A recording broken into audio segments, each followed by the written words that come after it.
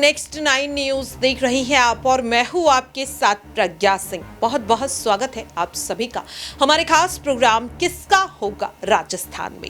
आज के इस खास प्रोग्राम में हम बात करने वाले हैं कांग्रेस पार्टी के दिग्गज नेता और राजस्थान के पूर्व उप मुख्यमंत्री सचिन पायलट की। बता दें सचिन पायलट इन दिनों काफी ज्यादा सक्रिय नजर आ रहे विधानसभा चुनाव को लेकर, क्योंकि 25 नवंबर को राजस्थान में वोटिंग है, 3 दिसंबर को रिजल्ट आ जाएगा।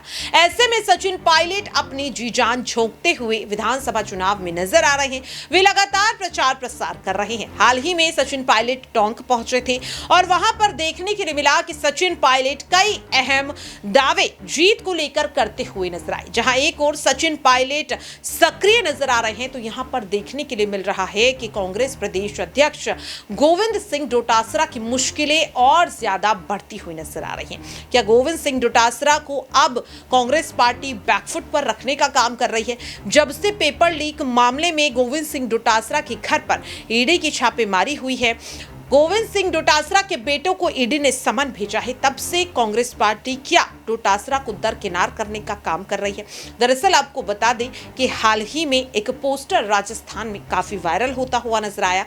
इस पोस्टर से गोविंद सिंह डोटासरा की तस्वीर जो है वो गायब नजर आई। बता दें कि जब से चुनावों की तारीखों का ऐलान हुआ है, तब से राजस्थान में कांग्रेस और बीजेपी दोनों ही पार्टियां कई पोस्टर जारी करती हुई नजर आ रही हैं। कांग्रेस ने भी किए। पिछले पोस्टर्स में अशोक गहलोत के साथ साथ गोविंद सिंह डोटासरा तस्वीर में नजर आ रहे थे, पोस्टर में नजर आ रहे थे। लेकिन जो नया पोस्टर जारी हुआ है, उस पोस्टर में अब गोविंद सिंह डोटासरा की जगह सचिन पायलट, राहुल गांधी, सोनिया गांधी और प्रियंका गांधी और साथ ही कांग्रेस अध्यक्ष मल्लिकार्जुन खड़गे नजर आ रहे हैं। अब ऐसे में सवाल लगातार ये उठ रहा है कि क्या अब एक बार फिर से कांग्रेस पार्टी गोविंद सिंह डोटासरा की जगह सचिन पायलट को बड़ी जिम्मेदारी दे सकती है? ये सवाल लगातार उठ रहा है। हालांकि दावा नहीं किया जा सकता, लेकिन यहाँ पे साफ तौर पर देखा जा रहा है कि जब से पेपर लीक मामले में गोविंद सिंह डोटासरा का नाम सामने आया है, तब से कांग्रेस पार्टी कहीं ना कहीं बचती हुई नजर आ रही है। खुद अशोक गहलोत भी इस वक्त कोई बयान देते हुए नजर नहीं आ रही गोविंद सिंह डोटासरा को लेकर, जबकि वे बार बार सचिन पायलट की तारीफ करते हुए देखे जा रहे हैं। वहीं अगर सचिन पायलट की बात करें तो वो भी चुनावी हुंकार भरते हुए नजर आ रहे हैं। हाल ही में किस तरह से मीडिया से रूबरू होते हुए सचिन पायलट ने जीत का दावा किया, और उनका ये बयान इस बात को दर्शा रहा है कि एक बार फिर से पार्टी के हाईकमान में वो अपनी जगह बनाने में कामयाब हो गए हैं। क्या कुछ कह रहे हैं सचिन पायलट, सुनिए जरा। पिछले 2 दिनों में क्षेत्र के ग्रामीण इलाकों में और शहरी क्षेत्र का हमने दौरा किया है। आज दुर्भाग्यवश हमारे जो पूर्व कांग्रेस पार्टी के ब्लॉक अध्यक्ष थे, उनका देहांत हो गया, तो इस वजह से आज सुबह के कार्यक्रम मैंने स्थगित किए हैं। उनकी अंत्येष्टि में हम लोग अभी भाग लेकर आए हैं। बड़ा दुर्भाग्यपूर्ण रहा उनका जाना, लेकिन जहाँ तक चुनाव अभियान की बात है, बहुत अच्छा अभियान चल रहा है और जो रिस्पांस लोगों का मुझे मिल रहा है, मतदाताओं का, कार्यकर्ताओं का, वो बड़ा उत्साहित है।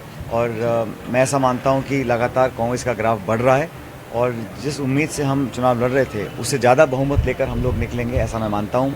ये बहुत जल्द राहुल गांधी जी, खड़गे साहब, प्रियंका जी, दिवाली के बाद उन सब का प्रोग्राम बना राजस्थान में आने का, बड़ी सभाओं को संबोधित करेंगे। हमारा कैंपेन बड़ा पॉजिटिव है।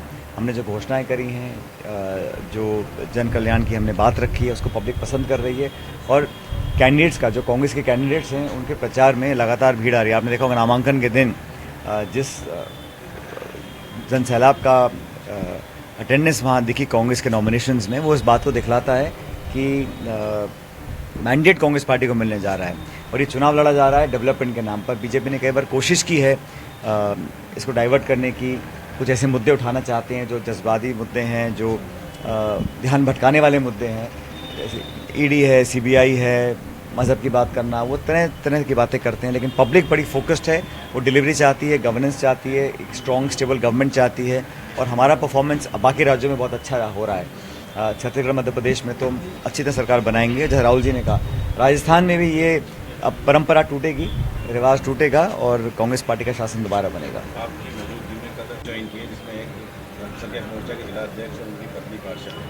बहुत सारे लोग ऐसे हैं जो जुड़ना चाह रहे हैं।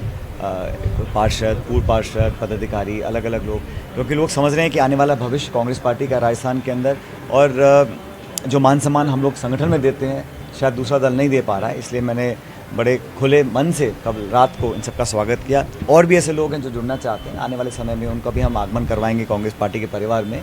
लेकिन ये हवा का रुख भी दिखलाता है कि अगर लोग चुनाव की पूर्व संध्या पर कांग्रेस पार्टी को ज्वाइन कर रहे हैं तो समझ रहे हैं कि जनमानस का रुख क्या है और मतदाताओं के मन में क्या है।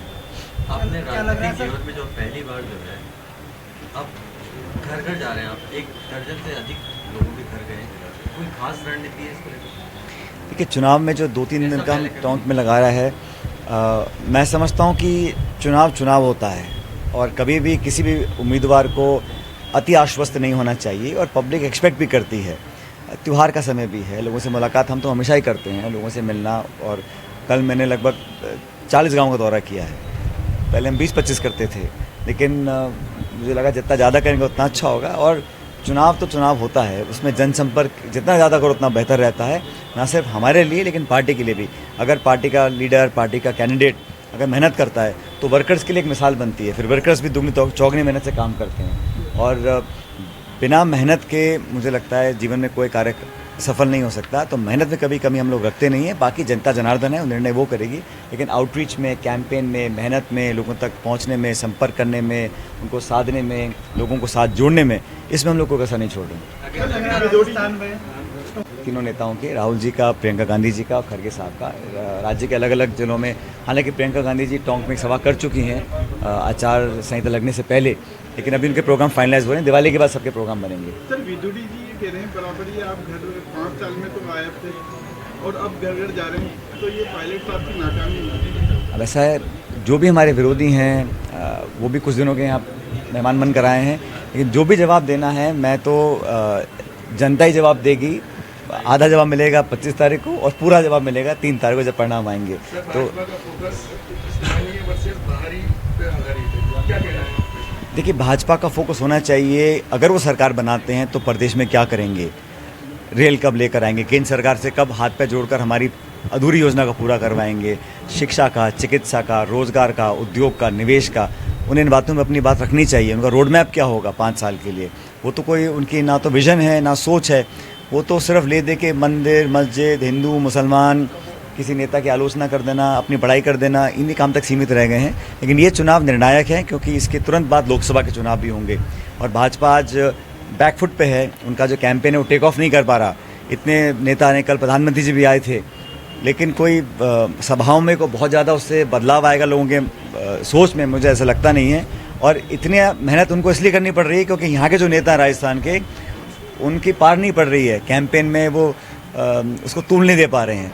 तो इसलिए पब्लिक समझ गई है। लगभग 10 साल से केंद्र सरकार दिल्ली में है, उनका शासन देख लिया, जो हालात निर्मित आज हुए हैं उसकी पूरी जिम्मेदारी केंद्र सरकार की है। तो बीजेपी बैकफुट पे है और कांग्रेस लगातार बढ़त बनाए हुए है। रेल आपकी कांग्रेस की अधूरी योजना, हमारे सरकार के कार्यकाल में उसका बजट आवंटन, उसका सर्वे, उसकी घोषणा लोकसभा के सदन के पटन पर जब सरकार ने कर दिया और सरकार हमारी इसके बाद चली गई, तो फिर अधूरी रह गई ना। तो 9 साल से के सांसद कहते हैं कि जो है रेल को वो सांसद थे नहीं जिस समय योजना बनी थी, उनको जानकारी नहीं है। उस टाइम वो हरियाणा में थे। आधे बजट की बात, मनमोहन सिंह जी प्रधानमंत्री थे, रेल मंत्री जी ने बजट में घोषणा करके इसको सैंक्शन किया था। आज 9 साल तक उस पर कोई कार्रवाई नहीं हुई। मैं इसका राजनीतिक नहीं करना चाह रहा हूँ, लेकिन जो तथ्य है वो जनता के बीच में आने चाहिए।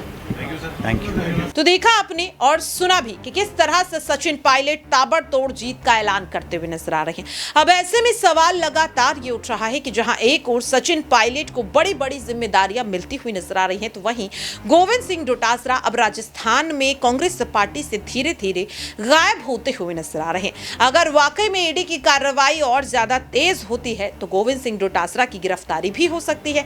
ऐसे में प्रदेश अध्यक्ष पद का क्या होगा? क्या प्रदेश अध्यक्ष पद पर अब सचिन पायलट की ताजपोशी यहां पर होती हुई देखी जा सकती है? क्या लगता है आपको? आप अपनी राय कमेंट बॉक्स में शेयर कर सकते हैं। फिलहाल के लिए हमारे खास प्रोग्राम किसका होगा राजस्थान में आज के लिए इतना ही। बाकी की तमाम अपडेट्स के लिए आप देखते रहिए नेक्स्ट 9 न्यूज़।